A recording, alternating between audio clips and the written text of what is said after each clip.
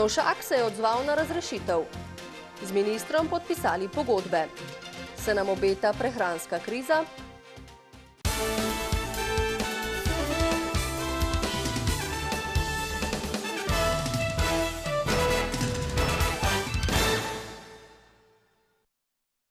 Dober večer.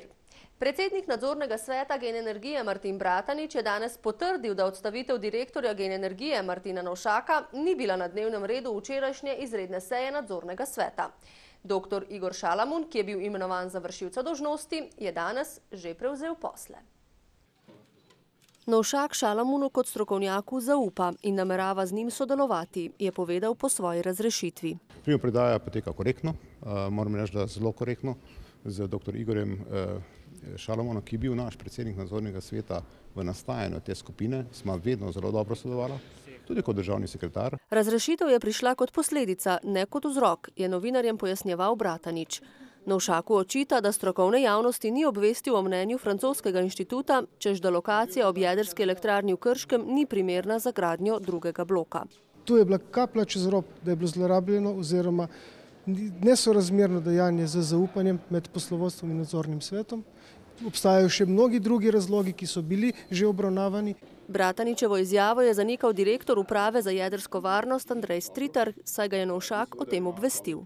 No, jaz sem prav gotovo tisti, ki se zavzema za visoke standarde jedrske varnosti v Sloveniji. Deloval sem vrsto organizacij, tudi sam imam licenco za vodenje reaktorja in seveda sem prvi tisti, ki se zavzema za to in se vedno zavzemal in seveda v tem ne vidim razlogov. Tudi drugi razlogi glede poslovanja so povezani z naložbami v jedrski objekt, je dejal Novšak. In preko tega seveda smo zagotavljali visoko stopnjo varnosti, ki se pa je izkazala tudi preko teh stresnih testov in tudi v osnovi za podaljšanje obratovalne dobe. Šalamuna je za vršilca dolžnosti v Gen Energiji predlagal Bratanič. Šalamun ima zelo jasne naloge in sicer, da vzpostavi pogoje za nov razpis in da takoj prouči vsa ravnanja, ki so bila z tega področja in da ustrezno ukrepa tako, kot mora. Novšak ostaja v podjetju, saj ga je Šalamun povabil k sodelovanju. Jaz sem tudi to z veseljem sprejel, ker poznam družbo, poznam razmere in mu bom zelo pomagal pri tem. Tako da medva smo že pravzaprav naredila osnovno primopredajo danes, tako da nisem več direktor Gena. Seveda pa bomo naslednjih dneh šla v detajle našega poslovanja in vprašanja, ki seveda so vedno na tapeti. V 7 dneh naj bi bil objavljen razpis za novega direktorja. Novšak pa se glede prijave še ni odločil. Minister za infrastrukturo in prostor Zvonko Černač je v Brežicah in Krškem podpisal pogodbe o sofinanciranju energetskih sanacij javnih stavb, za kar so na voljo evropska sredstva. Iz lanskega razpisa je odobrenih 109 projektov, na drugi razpis, ki ga še rešujejo, je prispelo 200 prijav. Namen razpisa je prihranek energije v obnovljenih stavbah in pomoč malim gradbenim podjetjem, je dejal minister. Po obeh razpisih bodo deljenih 110 milijonov evrov sredstev z sredstvi, ki bodo pridodale občine in ostali, je tukaj potencialno nekje okrog 160 do 170 milijonov evrov. V Brežicah bo ministrstvo sofinanciralo nov sistem ogrevanja ter fasado v zdravstvenem in prosvetnem domu. Obnova takih dveh stavb v znesku 1 200 000 evrov bi bila za nas zagotovo prevelik finančni zalogaj, ki ga brez sofinanciranja v takšnem deležu ne bi zmogli sami. Za obnovo bo občina prispevala 180 000 evrov lastnih sredstev, zdravstveni dom pa 105 000. Upajo, da bo na drugem razpisu odobren še denar za sanacijo šole Velika Dolina. V Krškem so podpisali pogodbo o sofinanciranju več objektov. To so osnovna šola Jurij Dalmatin, potem osnovna šola v Brestanici in pa osnovna šola v Leskovcu v delu telovadnice.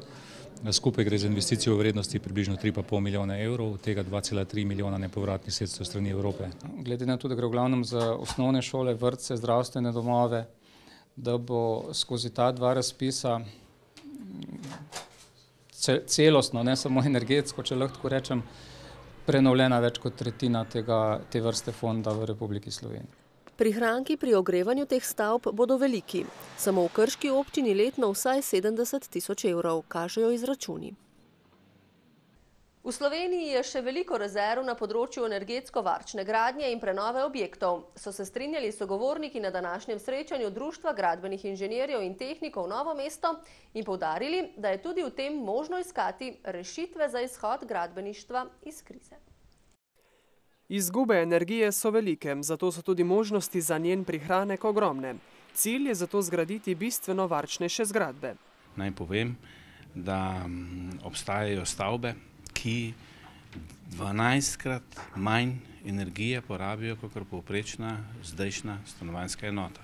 K varčevanju nas spodbuja tudi Evropa, saj neupoštevanje določil sproža določene kazni. Slovenija je že plačala 80 milijonov kazni zaradi prevelikih emisij. Rezerv in možnosti je torej še veliko, tako za projektante, proizvajalce materialov, kot tudi za izvajalce. In prav to odpira možnost prebroditev krize v gradbeništvu. Znanja imamo dovolj, je prepričan predsednik Novomeškega društva gradbenih inženirjev in tehnikov. Pričakujemo tudi podporo tako strani države kot strani skladov Evropske unije in s tem bomo pravzaprav tudi prihranili na energiji. To je seveda dolgoročna naložba. Velik prihranek daje obnova plašča stavbe ali stanovanja, do katere pa je težje priti pri več stanovanjskih stavbah, kjer je več lastnikov.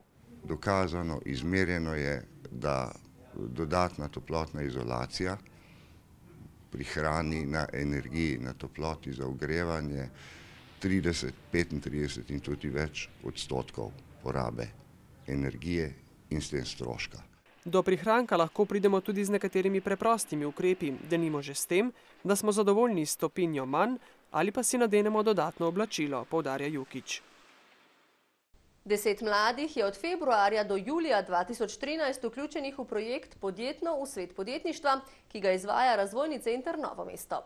Bodočim podjetnikom bo dal vse potrebno, da lahko po koncu odprejo svoje podjetje in se zaposlijo.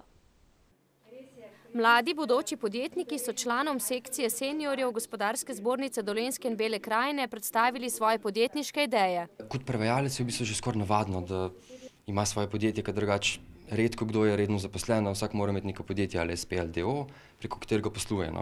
In sem videl ta program in ta program je praktično ponudil neko brco v rit, da sem to vse skupaj naredil, se odločil in zdaj pa zares zagrabimo pa dajmo. Nekateri menijo, da je odpreti lastno podjetje v kriznem času norost, a mladi v tem projektu so prepričani nasprotno. Ker sem pa imela eno idejo, ki izvira iz mojega hobija že kar lepo število let na strani, sem pa potem rekla, da je to idealna priložnost, da jo dejansko spravim na papir in v življenje in se poskusim s njo prijaviti. To je pa naravna surova hrana, mesna hrana za pse. Upokojeni menedžerji in strokovnjaki, ki so delovali v dolenjskih gospodarskih družbah, lahko mladim s svojimi izkušnjami svetujejo, kako zamisel razviti in uspešno voditi podjetje. Teme, ki jih obravnavamo, so vnaprej zelo skrbno izbrane in se v glavnem nanašajo na tiste znanja, ki jih mogoče kot študentje niso dobili v času njihovega študija. Gre za prvo skupino v projektu, ki bo svojo podjetniško vizijo razvila do konca junija 2013. Druga skupina začne delo avgusta, že zdaj pa se veliko mladih zanima za vključitev v program. Ta projekt je enoleten. V enem letu zaposlimo vsaka od agencij po 20 mladih do 35 let, ki so višji ali visoko imajo izobrazbo. Torej iščejo prvo ali pa pač drugo zaposlitev, so prijavljeni na Zavodu za zaposlovanje. Program je v višini 500 tisoč evrov sofinanciran iz Evropskega socialnega sklada. Doba nafte, ki je usodno povezana z načinom kmetovanja, se končuje. Še za največ 30 let jo imamo. Njena cena bo rasla, kar pa se bo odrazilo tudi na ceni hrane, meni priznani raziskovalec Anton Komat, ki je na predavanju v Metliki osvetlil zdravstvena tveganja industrijske hrane. Industrializacija in profitni motiv sta nas pripeljala do te polomije. Podatki o strupih v hrani so šokantni, pravi Komat. Svet se hitro bliža fatalni globalni prehranski krizi ali pa sesutju prehranskega sistema.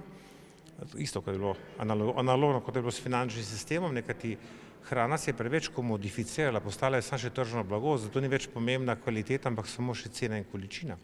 Žrtev pa je človek oziroma njegovo zdravje.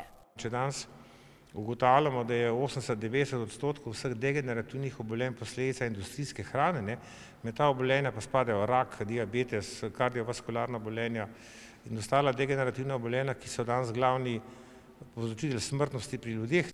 Potem si moramo priznati, da imamo težavo, dodaja. Najprej moramo priznati, da problem imamo.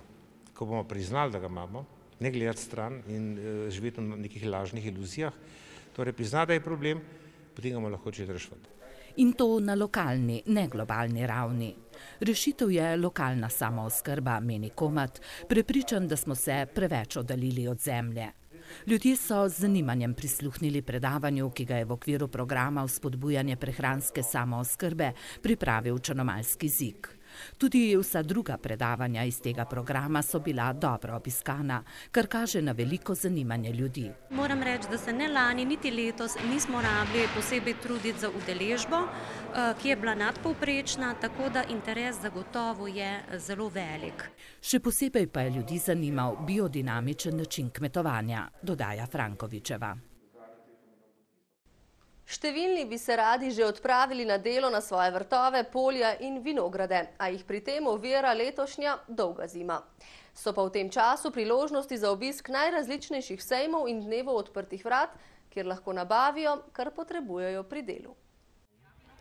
Eno takšnih priložnosti ponujajo tudi dnevi odprtih vrat Jožefovo na novomeški Cikavi, kjer je razstavljenih več kot 9000 izdelkov, od kmetijske in vrtne mehanizacije do sadik sadnega drevja, trsnih cepljenk in rož. Te naše dneve odprtih vrat pa delamo predvsem zato, ker želimo našim strankam predstaviti novosti, kaj je novega možno dobiti na trgu. Vsak lahko torej najde nekaj zase, tako mali vrtičkar kot večji kmetovalec. Je vse, prikolice, traktorje, vse bi, mislim. Kaj bi treba se nekaj imela, če bo kakšen denar. Če se bo kaj splačalo, ne? Te priključki, ne, traktorski in te mali. Potem me zanima še tam, bom še pogledati sadeke, ne. Ameriške borovnice, tiste debele, če imajo. Mož je prišel kmetijske stroje, jaz pa sadje, pa rože, pa tako. Dogajanje so želeli letos še nekoliko popestriti.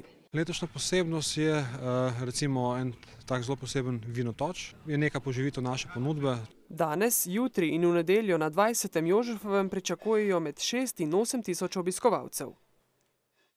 Lahko smo ponosni in se morda ne zavedamo, da ima ta kraj spomenik, ki ga večina drugih nima, je o muzejski zbirki IMV-ja v Drgančevju dejal novi predsednik kluba prijateljev IMV, Franci Štupar. Pred njim je zelo dejavnemu klubu 12 let predsedoval Božo Kočevar. Občutki so zelo dobri in sicer iz dveh razlogov.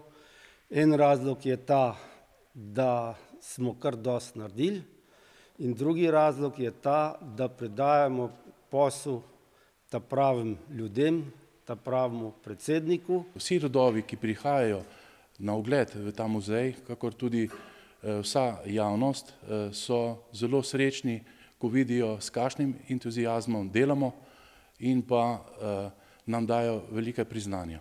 Namen kluba je javnosti prikazati razvoj avtomobilske in prikoličarske industrije na Dolenjskem. Lani so v sklopu EPK-ja odprli razstavo z naslovom UF industrija. Največji dosežek kluba pa je seveda muzejska zbirka.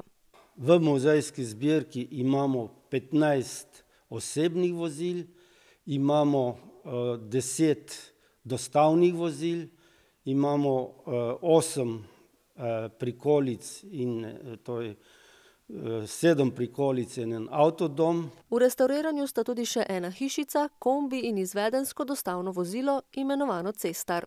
Cilj kluba je, da se pomladi in privabi nov kader. Jaz sam vidim to vizijo kluba naprej, da delamo po teh zasnovah, kot so bile do sedaj narejene, se pravi z dobrim poslanstvom in vizijo ohranjanja te kulturne dediščine na Dolenjskem in Beli krajini. Klub sedaj čaka nadgradnja muzejske zbirke na prikoličarskem delu. In tudi avtomobili so del potrošnje in ravno danes praznujemo Svetovni dan potrošnikov. Letošnji poteka pod krovnim sporočilom Pravice potrošnikov zdaj. Pomembno se je namreč zavedati, kakšne pravice imamo kot potrošniki in kako jih uresničevati. Preživite lep večer.